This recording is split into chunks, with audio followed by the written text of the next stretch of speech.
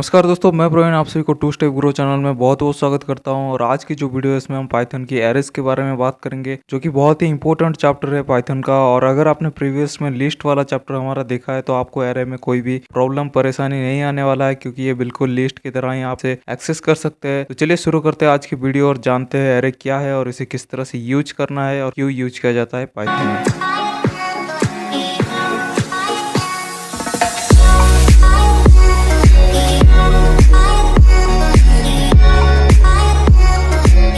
So guys, सबसे पहले बात करते हैं कि एरे क्या होता है। जो एरेज होते हैं वो एक स्पेशल वेरिएबल होता है जो कि मोर देन वन वैल्यू को एट ए टाइम में स्टोर करता है। और ये जो लिस्ट की तरह ही बेसिकली होता है, बस लिस्ट से थोड़ा सा फास्टर होता है। और इसे हम यूज करते हैं जब भी हमें कोई इंडेक्सिंग के जरिए किसी एक एलिमेंट को यूज करना होता है या फिर उसे आउटपुट में दिखाना होता है, उस टाइम में हम इसे एरे को यूज करते हैं। और जो एरे का जो ज्यादातर यूज numpy लाइब्रेरी में होता है, जो कि हम आने वाले वीडियोज में भी बात करेंगे जब हम पाइथन की numpy चैप्टर की तरफ आगे जाएंगे तो उस टाइम में। लेकिन अभी के लिए सिर्फ हम बेसिक थोड़ा सा लर्न करते हैं और उसके बाद आगे बढ़ते हैं। और दोस्तों, पाइथन की जो है यहाँ पे कोई बिल्ट इन सपोर्ट फॉर्मेट नहीं है एरे के लिए। बस आपको पाइथन की लिस्ट को ही एरे के हिसाब से यूज करना पड़ता है। जिस तरह की आप कोई भी एक यहाँ पे वेरिएबल बनाएंगे और उसके अंदर मल्टीपल वैल्यूज को स्टोर करेंगे, जिस तरह आप लिस्ट में स्क्वायर ब्रैकेट का यूज करते थे तो यहाँ पे भी स्क्वायर ब्रैकेट का ही यूज होगा। तो फिर चलिए चलते हैं पाइड्रॉड में और दिखाते हैं वहाँ पे आपको एक छोटा सा एग्जाम्पल।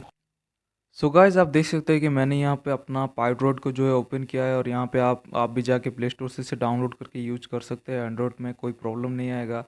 और उसके बाद हम सबसे पहले यहाँ पे एक छोटा सा एग्जांपल लिखते हैं कि किस तरह से आप जो है एरेज को क्रिएट कर सकते हैं।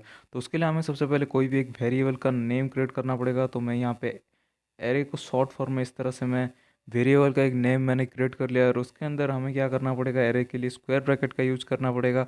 फिर हमें इसके अंदर जो भी वैल्यूज़ आपको डालने हैं उसे कोट के अंदर डबल कोट या फिर सिंगल कोट का यूज करते हुए रखना पड़ेगा। तो मैं यहाँ पे फटाफट जल्दी से यहाँ पे कोई भी एक वैल्यू जो है क्रिएट कर लेते हैं। तो सबसे पहले हम यहाँ पे लिख लेते हैं डाटा वन, ठीक है। और उसके बाद हम इसे ओके, तो आप देख सकते हैं कि मैंने यहाँ पे एरे क्रिएट कर लिया है। उसके अंदर मैंने जो है वैल्यू भी data one, data two, data three करके यहाँ पे मैंने तीन जो है वैल्यू स्टोर किया है। आप चाहें तो 100, 50 जितनी चाहें उतनी वैल्यू स्टोर कर सकते हैं।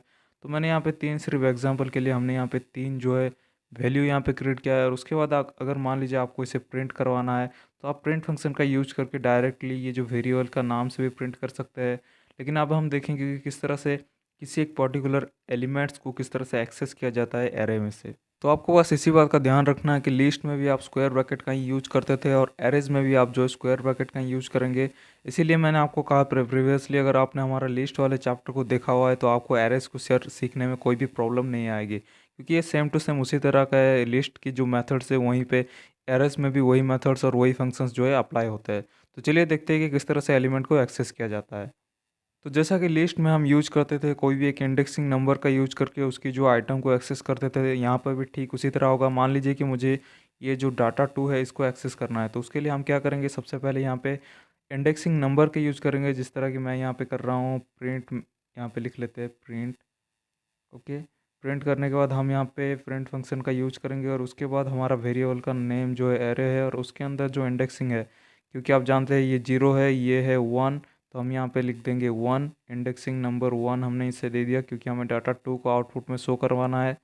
और यहाँ पे हमने प्रिंट फंक्शन का यूज़ किया है। अब जब मैं इसे रन करूँगा आप देखेंगे कि ये, और हाँ यहाँ पे आपको जो है इंडेक्सिंग करने के लिए स्क्वायर ब्रैकेट का यूज करना पड़ेगा। यहाँ पे ट्यूपल का यूज नहीं कर सकते। तो मैं इसे करेक्ट कर लेता हूँ। ओके, तो हम इसे रन करते हैं और रन करने के बाद आप देख सकते हैं कि यहाँ पे जो है डाटा टू यहाँ पे आउटपुट में शो हो रहा है। तो इसी तरह से आप कोई भी एक एलिमेंट्स को इस तरह से यूज कर सकते हैं, आउटपुट में शो कर सकते हैं। सिर्फ उसकी इंडेक्सिंग की जो नेम है, इंडेक्सिंग का जो नंबर है उसके जरिए एक्सेस कर सकते हैं। सबसे पहले आपको प्रिंट फंक्शन लिखना है। आप यहाँ पे फिर आपकी जो वेरिएबल का नेम है उसको आपको यहाँ पे देना है। और उसके बाद आपकी जो भी वैल्यूज़ है उसकी जो इंडेक्सिंग नंबर है उसको आपको यहाँ पे स्क्वायर ब्रैकेट के अंदर आप यहाँ पे लिख लीजिए ऑटोमेटिकली। फिर जब आप इसे रन करेंगे तो ये आपको आउटपुट में उसकी वैल्यू जो है आउटपुट में शो करेगा। तो आप मल्टीपल वैल्यूज़ चाहें तो यहाँ पे मल्टीपल वैल्यूज़ भी स्टोर कर सकते हैं। फिर बढ़ते हैं आगे। सो आप देखेंगे कि किस तरह से आप जो है कोई भी एक एलिमेंट्स को मॉडिफाई कर सकते हैं। यानी कि मान लीजिए कि मुझे यहाँ पे डाटा वन है और मुझे इसको चेंज करके डाटा फोर में चेंज करना है। तो किस तरह से आप इसे मॉडिफाई करेंगे, मॉडिफाई करने के लिए भी आपको जो है इंडेक्सिंग का ही यूज करना पड़ेगा। सबसे पहले आपको यहाँ पे मैं दिखा देता हूँ। सबसे पहले तो हमें यहाँ पे एरे उसी का नाम देना है जो कि हमने वेरिएबल क्रिएट किया था ARR। उसके बाद हमें इंडेक्सिंग का नंबर यहाँ पे देना पड़ेगा स्क्वायर ब्रैकेट के अंदर। तो मेरा जो इंडेक्सिंग का नंबर है वो 0 है, क्योंकि 0 को मुझे चेंज करना है। उसके बाद आपको एक इक्वल टू साइन को देना है और उसके बाद आप जो भी वैल्यू उसे चेंज करना चाहते हैं, तो मुझे यहाँ पे डाटा 4 करना है। तो मैंने सिंपली यहाँ पे डाटा लिख के और उसके बाद यहाँ पे डाटा 4 जो यहाँ पे आप लिख सकते हैं। और फिर नीचे जब आप हम जाएंगे और प्रिंट फंक्शन का यूज करेंगे, प्रिंट एरे, क्योंकि हमारा ARR, ठीक है। तो इसे जब हम प्रिंट करेंगे आप देखेंगे कि ये जो वैल्यू था डाटा 1, डाटा 2 और डाटा 3, तो ये जो है चेंज हो गया है, क्योंकि हम इसे चेंज कर दिया है। और अब ये डाटा 4, डाटा 2 और डाटा 3 इस टाइप से ये प्रिंट होगा। तो चलिए रन करके इसे देखते हैं। और यहाँ पे आप देख सकते हैं कि मैंने रन किया, यहाँ पे डाटा 1 जो था पहले हमारा, वो जो है डाटा 4 में कन्वर्ट हो गया है, और उसके बाद डाटा 2 है और डाटा 3 है। तो इसी तरह आप जो है कोई भी, अगर आपको एक पर्टिकुलर आइटम को एक्सेस करना है तो आप एक्सेस कर सकते हैं। उसे अगर मॉडिफाई करना है और वापस से उसे प्रिंट करना है, तो आप इस तरह से उसकी जो इंडेक्सिंग का नंबर यहाँ पे लिख के उसे उसकी न्यू वैल्यू को यहाँ पे असाइन करके उसे मॉडिफाई करके एक्सेस भी कर सकते हैं। फिर बात करते हैं दोस्तों कि कोई भी एक एरे है आपके पास, मान लीजिए ये तो एक छोटा सा एरे है आपको, लेकिन कोई कोई आप ब्राउज़र से कुछ एक बड़ा सा एरे या फिर आपने खुद क्रिएट किया है, बहुत सारा एरे, उसमें बहुत सारा वैल्यूज़ रखा हुआ है, और आपको जो उसकी लेंथ पता करनी है, तो उसके लिए आप क्या करेंगे। तो जैसा कि प्रीवियसली हमने देखा है कि बहुत सारा लेंथ फंक्शन का यूज करके हम लिस्ट हो या फिर आपके डिक्शनरी वगैरह में लेंथ जो है पता करते थे, तो ठीक उसी तरह यहाँ पे भी आप लेंथ फंक्शन का यूज करके जो है लेंथ का पता लगा सकते हैं। जैसे कि मैं यहाँ पे कर देता हूँ, चलो प्रिंट, हम यहाँ पे लेंथ फंक्शन का यूज कर लेते हैं, ठीक है। तो मैंने यहीं पे लेंथ फंक्शन का यूज किया है, आप देख सकते हैं। बस आपको लेन कीवर्ड आगे लगाना है और उसके बाद आपको सिंपली जो भी आपकी वेरिएबल है जिसके अंदर आपके सारे के सारे जो डाटा स्टोर है उसी को आपको यहाँ पे यूज करना है नेम। और उसके बाद आप जैसे हम प्रिंट करेंगे, तो क्योंकि हमारे यहाँ पे 3 एलिमेंट है, 1, 2 और 3, डाटा 1, डाटा 2, सॉरी डाटा 4, क्योंकि हमने चेंज कर दिया है डाटा 1 को। तो डाटा 4, डाटा 2 और डाटा 3, ये 3 एलिमेंट्स, तो ये हमें आउटपुट में 3 ही शो करना चाहिए। और आप देख सकते हैं कि इसने आउटपुट में मुझे 3 ही यहाँ पे शो किया है। तो आपके जितने भी एलिमेंट्स होंगे, जितनी ज़्यादा होंगे, आप सिर्फ एक लेन कीवर्ड की मदद से लेन फंक्शन का यूज करके उसमें उसकी जो लेंथ है वो पता कर सकते हैं। और यहाँ पे एक और बात याद रखिए कि जो लेंथ होता है हमेशा ये एक ज़्यादा होता है आपकी जितने भी एरे की इंडेक्सिंग होता है, जो हाईएस्ट एरे इंडेक्सिंग है उससे एक ज़्यादा होता है। जैसे कि यहाँ पे एग्जांपल के लिए ले लेते हैं, ये जो इसका इंडेक्सिंग नंबर 0 है, फिर 1 है और 2 है, ठीक है। तो लेंथ कितना आएगा, लेंथ 3 आएगा, क्योंकि आपकी जो हाईएस्ट इंडेक्सिंग है 2 है, क्योंकि 0 से शुरू है, लेकिन जब लेंथ होगा तो लेंथ जो है 1 से काउंट होगा, तो इसीलिए एक ज़्यादा आता है। तो अगर आपकी हाईएस्ट इंडेक्सिंग नंबर 4 है तो लेंथ आप अगर करेंगे तो ये 5 आएगा। अगर हाईएस्ट इंडेक्सिंग नंबर 10 है तो लेंथ अगर आप यूज करेंगे तो ये 11 शो करेगा। आई होप कि आप समझ सकते हैं। और उसके बाद हम देखेंगे कि किस तरह से एक एरे एलिमेंट को लूपिंग करते हैं। सो लूप करने के लिए आपको पता है कि हम जो है फॉर कीवर्ड यूज करते हैं। प्रीवियस भी हमने लिस्ट में भी लूप करने के लिए फॉर का यूज़ किया था, तो यहाँ पर भी हम फॉर कीवर्ड का यूज़ करेंगे। तो आप सिंपली यहाँ पे फॉर लिख लीजिए और उसके बाद आप चाहें तो फॉर एक्स लिख सकते हैं या फिर आई भी लिख सकते हैं। तो फिलहाल मैं यहाँ पे आई लिख रहा हूँ, फॉर आई इन। और फिर आपको देना है नेम उस एरे का जिसे कि हमने ARR दिया था। आपकी जो भी वेरिएबल नेम है उसको आपको देना है ये जो वैल्यू का जिसमें ये वैल्यू स्टोर है, ठीक है। तो यहाँ पे आप फॉर एक्स इन एरे भी दे सकते हैं या फिर फॉर आई इन एरे भी दे सकते हैं। तो मैंने यहाँ पे एरे को शॉर्ट में ARR लिखा है क्योंकि ये हमारा वेरिएबल नेम है। तो हम एरे डायरेक्टली नहीं लिख सकते यहाँ पे वेरिएबल नेम में, क्योंकि ये अलग हो जाएगा, ठीक है। तो उसके बाद हम यहाँ पे क्या करेंगे, कॉलन लगाएंगे और नीचे जाएंगे। नीचे जाने के बाद हम क्या करेंगे, प्रिंट एक्स कर लेंगे यहाँ पे। तो मैं यहाँ पे प्रिंट एक्स को यूज कर देता हूँ। ओके, तो मैंने यहाँ पे प्रिंट एक्स कर लिया। आप देख सकते हैं कि क्योंकि हमने फॉर कीवर्ड का यूज़ किया है, फॉर लूप का यूज़ किया है, तो अब जब मैं इसे रन करूँगा तो ये ऑटोमेटिकली डाटा 1 और उसके नीचे डाटा 2 और डाटा 3 ये जो है 1 बाय 1 नीचे के नीचे प्रिंट करके हमें आउटपुट में शो करेगा। तो चलिए हम इसे रन करके देखते हैं। और यहाँ पे कुछ एक एरर आ रहा है, देखते हैं कि कौन सा वाला क्या चीज़ एरर आ रहा है। ओके, तो यहाँ पे जो है हमारा एक्स नहीं था, हमें यहाँ पे आई लिखना था, तो हमने यहाँ पे एक्स यूज किया था, इसी वजह से ये एरर आ रहा था। क्योंकि हमने यहाँ पे जो है आई का नाम सजेस्ट किया है, तो यहाँ पे हम एक्स लिखेंगे तो ये ऑटोमेटिकली एरर आएगा। अब हम इसे रन करते हैं और आप देख सकते हैं डाटा 1, डाटा 2 और डाटा 3 1 बाय 1 लूपिंग का मतलब है एक एक एलिमेंट्स जो है आपकी 1 बाय 1 फॉर्मेट में प्रिंट होके आपको शो करेगा, ठीक है। तो इसी तरह से आप लूप यूज कर सकते हैं फॉर लूप के जरिए। फिर हम आगे चलते हैं और जानते हैं कि किस तरह से एक एरे में कोई भी एक एलिमेंट्स को आप ऐड कैसे करेंगे। मान लीजिए कि यहाँ पे डाटा 1 है, डाटा 2 है और फिर डाटा 3 है, और अब मुझे डाटा 4 को ऐड करना है, मॉडिफाई नहीं करना है, ऐड करना है। यानी डाटा 1 भी रहेगा, 2 भी रहेगा, 3 भी रहेगा, और उसके साथ मुझे डाटा 4 को भी ऐड करना है। तो चलिए देखते हैं इसे कैसे ऐड किया जाता है। तो ऐड करने के लिए हम बेसिकली अपेंड फंक्शन का यूज़ करते हैं APPEND, जो कि आपने लिस्ट की जितने भी मैंने आपको फंक्शन नोट्स में दिया था, आप अगर लिस्ट वाले वीडियो को देख चुके हैं तो उसमें जितनी भी फंक्शंस और मेथड्स मैंने आपको प्रोवाइड किया था वो same to same methods array में भी प्रोवाइड करेंगे और एरे में भी यूज़ करेंगे। तो आप जाके लिस्ट में से लिस्ट की वीडियो देख सकते हैं और वहाँ से जो भी नोट्स है उसे आप डाउनलोड कर सकते हैं, उसकी जो भी फंक्शंस है उसे आप रीड कर सकते हैं। ठीक है, तो हम यहाँ पे जो है अपेंड फंक्शन का यूज़ करेंगे। उसके लिए हम क्या करेंगे, कोई भी एक चीज़ ऐड करना है तो उसके लिए हम सिंपली उस वेरिएबल का नेम लिखेंगे। जैसे कि यहाँ पे मेरा वेरिएबल का नाम एरे है तो हम यहाँ पे ARR लिखेंगे और फिर डॉट लिख के हम यहाँ पे अपेंड फंक्शन का यूज़ करेंगे APP और फिर END। और ये ध्यान रखिए, ये जो अपेंड फंक्शन है ये हमेशा जो भी आप आइटम क्रिएट करते हैं उससे हमेशा ये एंड में ही आपको ऐड करके देगा। तो यहाँ पे मैं डाटा 4 यहाँ पे लिख लेता हूँ।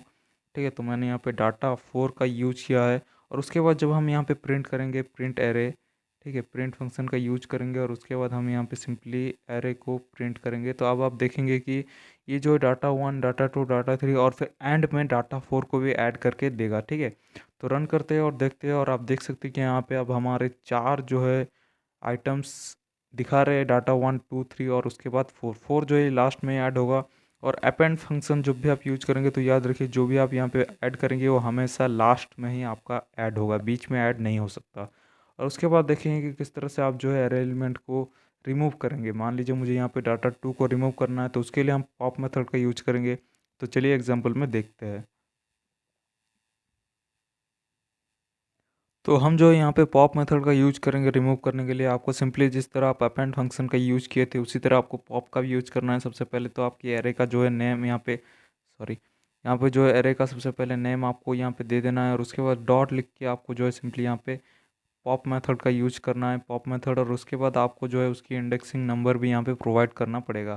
तो यहाँ पे जो इंडेक्सिंग नंबर है ब्रैकेट के अंदर मुझे डाटा 2 चाहिए। डाटा 2 को जो है मुझे यहाँ पे आउट करना है, उसकी डिलीट करना है। तो उसके लिए मैं यहाँ पे इसके इंडेक्सिंग नंबर जो है 1 यहाँ पे ऐड कर दूंगा। और यहाँ ध्यान रखिए पॉप मेथड जब भी आप यूज़ करते हैं तो पैरेंथेसिस के अंदर आपको इंडेक्सिंग नंबर उस आइटम का देना है जिस आइटम को आप डिलीट करना चाहते हैं, ठीक है, रिमूव करना चाहते हैं। और उसके बाद हम इसे प्रिंट करेंगे, यूज करेंगे। आप देख सकते हैं कि इसने, ओ सॉरी, हमने यहाँ पे प्रिंट नहीं किया है तो हम यहाँ पे नीचे जाके प्रिंट फंक्शन का यूज करेंगे।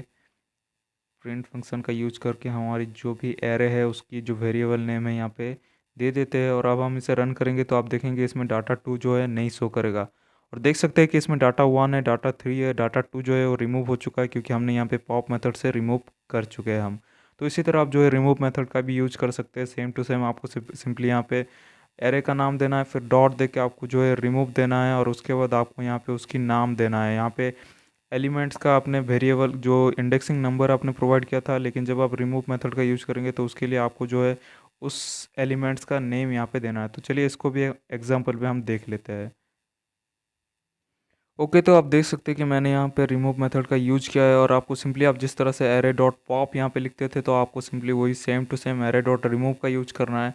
और उसके अंदर आप क्या करते थे, पॉप मेथड में इंडेक्सिंग नंबर आपको प्रोवाइड करना था, लेकिन यहाँ पे आपको पूरी की पूरी जो एलिमेंट्स है उसका नेम जो है आपको यहाँ पे देना होगा, एलिमेंट्स का पूरा नाम। और उसके बाद वो जो है ऑटोमेटिकली उससे रिमूव कर देगा। अब मैं इसे रन करता हूँ और आप देखेंगे सेम टू सेम वही आउटपुट दिखा रहा है, डाटा 1 और डाटा 3, क्योंकि डाटा 2 जो है वो हमने रिमूव कर लिया है। तो फिर नेक्स्ट चलते हैं और इसकी जो भी मेथड्स है, एरेज की मेथड, लिस्ट का जो भी मेथड है उसी के साथ ही ये इक्वल है। तो इसीलिए आप जाके लिस्ट की जितनी मेथड्स मैंने प्रीवियस वीडियोस में दिया था आप जाके वहीं से ही उसे देख सकते हैं। सो दोस्तों एरे में बस इतना ही, और जिसकी ये सिर्फ आपकी बेसिक थी जो कि आपको याद रखना है। और फुल ट्यूटोरियल जो है एरे का, जो कि हम बहुत ज़्यादा जिसमें हम जानेंगे तो उस वक्त हम जानेंगे जिस वक्त हम नमपाई की ट्यूटोरियल देखेंगे।